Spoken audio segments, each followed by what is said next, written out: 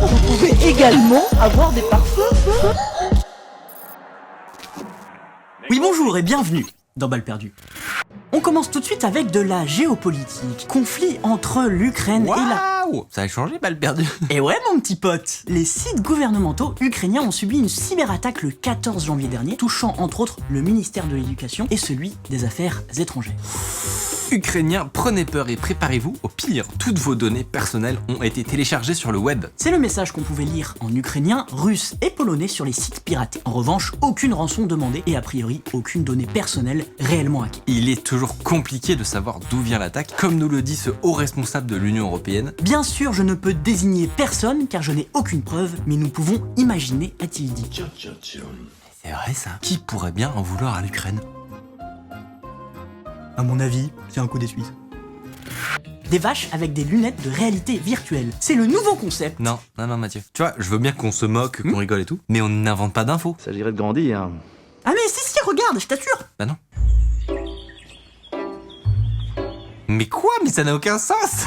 En plus, le casque est fait pour des humains avec 2 yeux, pas pour une vache avec un œil de chaque côté, mais ça ne peut pas marcher. Je te l'avais dit. Mais pourquoi ils font ça? Alors, c'est pour produire plus de lait. Hein? En fait, ils diffusent des images de promenade à la vache, du coup, elle est contente, et paraîtrait d'après le type, qu'elle produise plus de lait. La drogue, c'est de la merde. Attends, mais pourquoi ils ne promènent pas la vache? Alors, j'ai pas dit que ça avait du sens, hein. JPP de ce monde. Après, moi, pour voir une vache jouer à Beat Saber, je suis où vous voulez, hein. Des chercheurs rennais ont mis au point un système capable de détecter la présence d'un malware avec plus de 99% de réussite. Tout ça grâce à un simple Raspberry Pi. Ils utilisent un picoscope capable de repérer la signature électromagnétique qu'émet un ordinateur contaminé par un malware. Et c'est quasiment incontournable par les hackers. J'en ai commandé un. Putain, mais c'est trop bien. On va pouvoir faire une vidéo avec plein de concepts à Ah faire. non, rien à voir, c'est pour hard disk. Il nous est arrivé une carabistouille, on s'est fait pirater. Incroyable. Toi, tu vas avoir des problèmes, hein. C'est pas bien ce que tu fais. Quelle indignité. Hard disk, je n'approuve pas.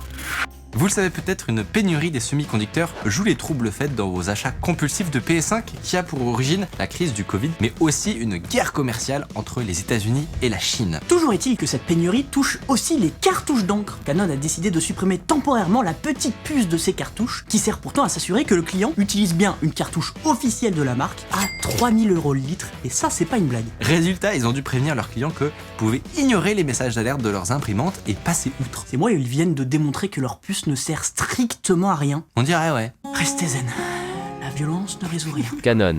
Je sais où tu te caches. Viens ici que je te bute, enculé. On passe en moyenne 5 heures par jour sur notre téléphone. Tu te rends compte? Oui, bah ça va. Ça te fait rien. Tu es au-dessus de tout ça peut-être. On passe en moyenne plus de 2 heures par jour à manger, 1 heure à se déplacer, sans compter que ta stat de merde là, c'est une moyenne mondiale, mais en France on est plus à 3h30 seulement. Donc compte tenu de l'état désastreux de mon cercle familial avec qui je partage le repas et le malaise voyageur dans le métro ce matin, ce chiffre me paraît en rien aberrant, mis à part à donner un chiffre en pâture au web sans aucun contexte, mais dans l'unique but de faire du clic. Des questions? Je te sens tendu un peu. Tu devrais arrêter le café et passer au thé par exemple. On en a plein, du très bon. On termine ce bal perdu avec un record. La vidéo la plus vue de tous les temps a franchi le cap des 10 milliards de vues sur YouTube. Soit plus que l'humanité tout entière si mes calculs sont bons. Et il s'agit évidemment de la musique pour enfants Baby Shark. Et on l'écoute. Non!